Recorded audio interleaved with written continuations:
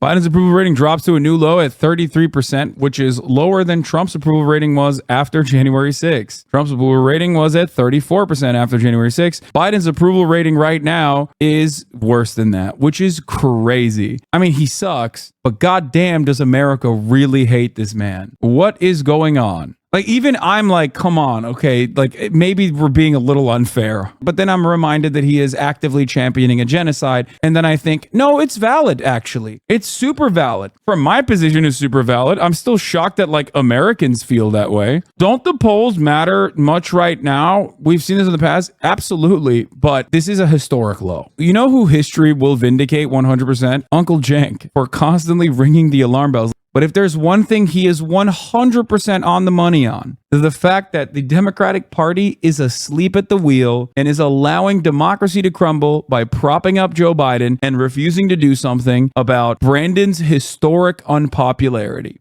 Wouldn't Trump be doing the same genocide policies? Oh, absolutely. Probably worse. I don't even know how much worse you could be. But having said that, the expectation from a Democratic president is very different than the expectations from a Republican president. Because as I have said time and time and time again, if both parties are reactionary and one party simply normalizes the incredible fascism of the other party, then all you've done is seed ground to fascism. You're not going to beat the Republicans on who is more racist. You're not going to beat the Republicans on being a supporter and facilitator of genocide. You're just not going to do that. You're just caving for no reason. And guess what? It's their familiar territory. The notion that Biden's campaign is actually good somehow for the Democrats is ridiculous. You have to set up positions ahead of time to show the American population why you're different. And then when you're in power, you have to reinforce that by taking active measures, by consistently claiming that we want a strong Republican Party, by trying to remove Trump as an aberration from the Republican Party and not simply a logical continuation of reactionary policies. You are simply serving up your opponent a wonderful opportunity to dunk on you. You can't turn around and say, we need a strong Republican Party while the Republicans are calling you pedophile vampires. You can't do that. You can't turn around and say, we hate communism, actually, when the Republican Party is calling you communist. All you've done is basically say, you know what? They're right. Communism is bad. Even we agree with it, even though we're secretly communists. That's what they think. Their base thinks you're a communist. Why are you alienating other people in your base? I think you were even more prescient when you said they just don't want to win. It means changing what they're doing. Yeah, they don't want to win because there's no better position for the Democratic Party than being in the loser seat. Like having your seats in Congress, but then like having a president that is a Republican or something. Because then that way you get to get your lobbying money. You get to keep some crumb of power. You get to posture as this like radical, you know, you're like, oh, we want to implement the people's revolutionary core. They love being in the loser seat because when they're in the winner seat, they actually have to do something and they hate doing shit. Why do they hate doing shit? Because they are also beholden to the same corporate benefactors, and the Democratic Party doing something